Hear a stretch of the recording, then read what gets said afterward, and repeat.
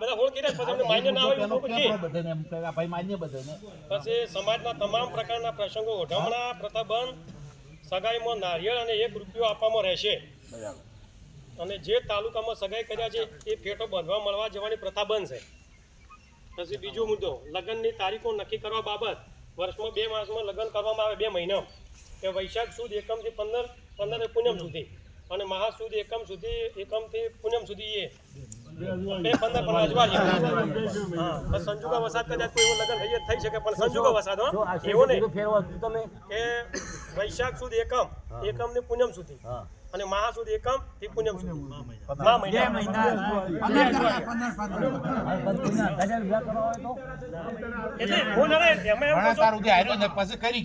સંજોગો વસાત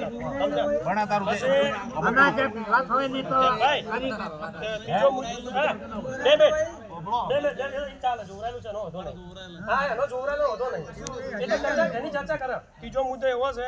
કે લગ્ન મૂકવાની પ્રથા સપ્ટેમ્બર બંધ છે આપણે હમણાં વ્યવહાર કહી દેવું ભાઈ લગ્ન મૂકવાનું ને આપણી છોકરીનું હોય કે હમણાં વ્યવહારનું આપણે કહી દેવાનું કે લગ્ન પ્રથા બંધ છે હા સામે સમાજનું ખબર છે ખોમેવાળાને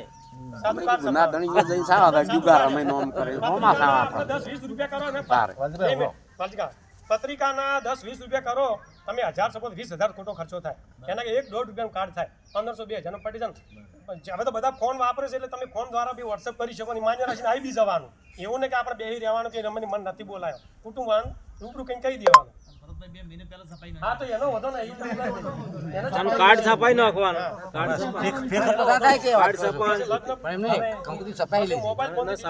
આપી શકો છો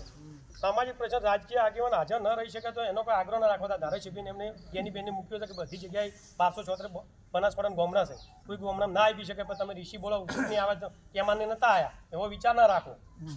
પછી ત્રીજો જાન લઈને જવાનું થાય તો જાનમાં સનરૂફ વાળી ગાડી નહીં લઈ જવાની આ 10,000ની ખર્ચો કરીને જોઈ એ ગાડી 17 બનશે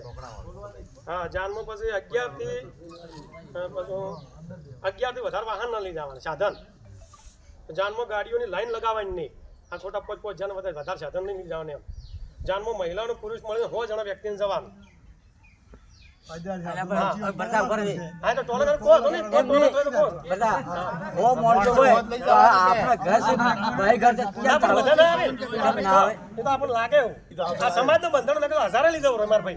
બીજા મહિલાની વાત ઠીક છે પણ આપણા ઘરના હોય તો લઈ જાવ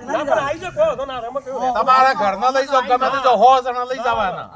બીજા ભરણ પડતા મેળવાના ભાઈ જેમ હો બનાવી હોય સમાજનું બંધારણ સમાજનું બંધારણ છે મારે